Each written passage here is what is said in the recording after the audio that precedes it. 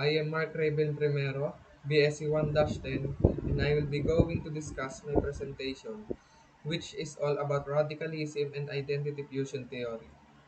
My presentation is encompassed by this outline. Identity fusion theory. What is fusion theory? What are the theories of identity? Three stages of social identity theory. Person's identity according to this theory. Let me start by explaining what identity fusion theory is. According to identity fusion theory, strongly fused individuals form kin-like relationships with other group members. Even if they have had little or no contact with them previously, the relational links principle has been empirically supported in several investigations.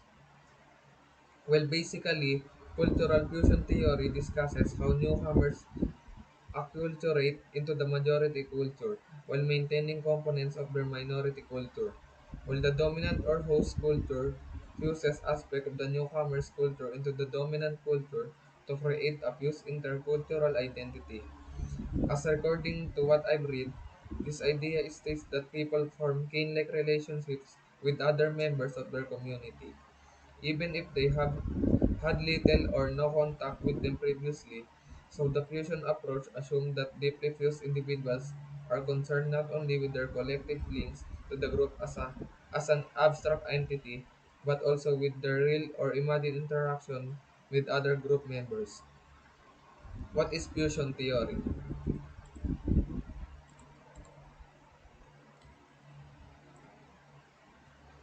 When two or more civilizations collide and form a new culture, this phenomena occurs.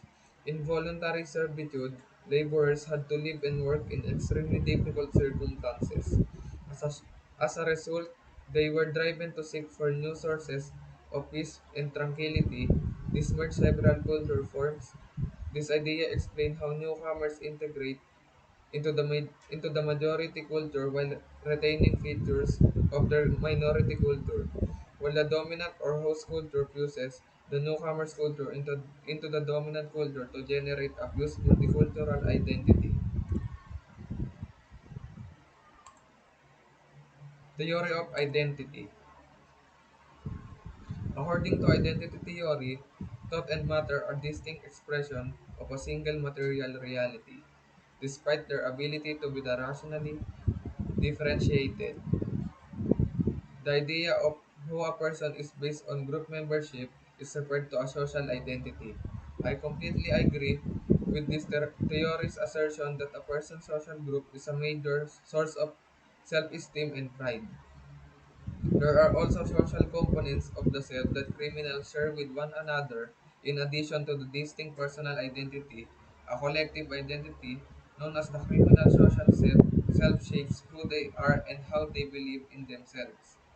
Individual, group members who consistently fail in prosocial tasks and are non-conforming with respect to prosocial attitudes and behavior develop social identity.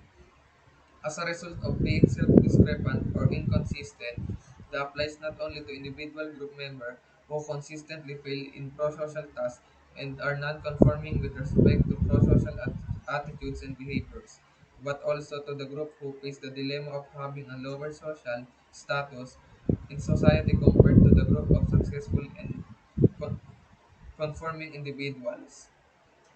Let me discuss the specific of the three stages of identity theory. Three stages of identity theory: social categorization, social identification, social comparison.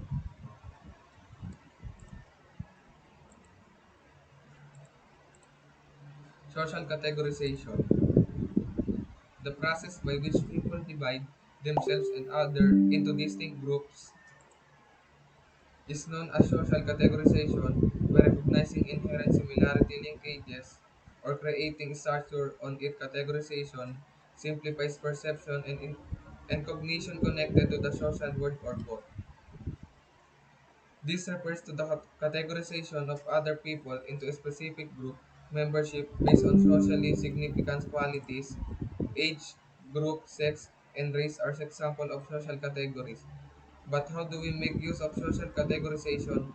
Basically, developing conceptually rich social categories aids people in navigating the complex social environment by allowing them to reason about other people's likely thoughts, attitudes, action, and interaction based on group membership.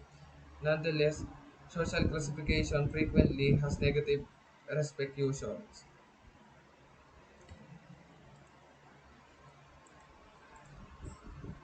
Social identification.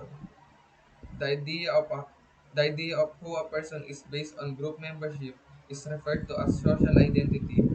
Tafel and Turner, 1979, were among the first thinkers to claim that a person's social group is a primary source of self-esteem and pride.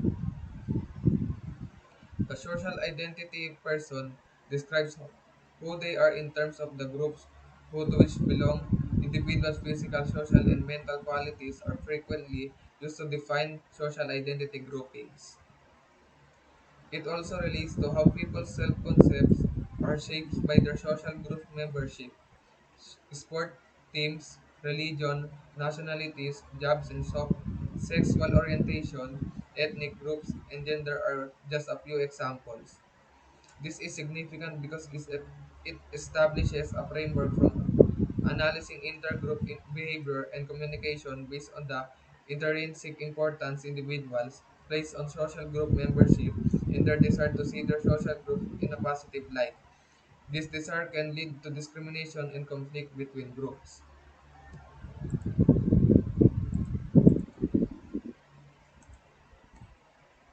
Social comparison. People People learn about themselves through social comparison by comparing their own attitudes, abilities, and characteristics to those of others. Most of the time, we try to compare ourselves to people in our peer group or who are similar to us. Finally, the social comparison is stage of identity theory, which involves people getting to know themselves by comparing their own attitudes, abilities, and traits to those of others. Most of the time, we try to compare ourselves to people in our peer group or who are similar to us. I completely agree that this theory concept would assess people's social and personal worth depending on how they compare to others. People who compare themselves to others who are similar to them are more likely to make accurate assessments of their abilities and views. Furthermore, there are two major forms of social comparison: upward and downward comparison. When people compare themselves to those who are better than them, they are using upward comparison. And when they are using downward comparison, they compare themselves to those who are less proficient than they are. But in general, both upward and downward comparison offer advantages and disadvantages. Let me discuss the more specific details in the next slide. In the next slide. Types of social comparison. Upward social comparison. Comparing oneself with someone judged to be better than oneself. Downward social comparison. Comparing oneself with someone judged to be not as good as oneself. Lateral social comparison. Comparing oneself with another who is considered to be more or less equal.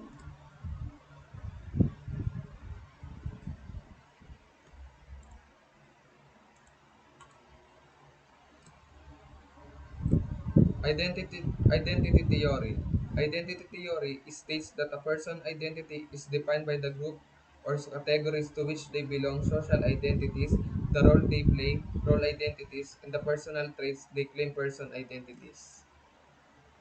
To summarize, identity theory is linked to radicalism, which is a complete ideology based on the belief that capitalist societies were precipitate and define crime as a owner of the means of production use their power to enact laws that control the working class and repress threats to the ruling class power. For example, activities that endanger the social, economic, and political order while also being illegal are classified as terrorist and criminal by the state in relation to a personal identity. The key feature of radicalism theory and identity fusion theory is that they both operate from a radical position in a conflict theory, but one where the primary conflict is based on economics. Conflict are radical viewpoints or macro perspective that looks at how huge structure affect people. Reference. That's all. Thank you.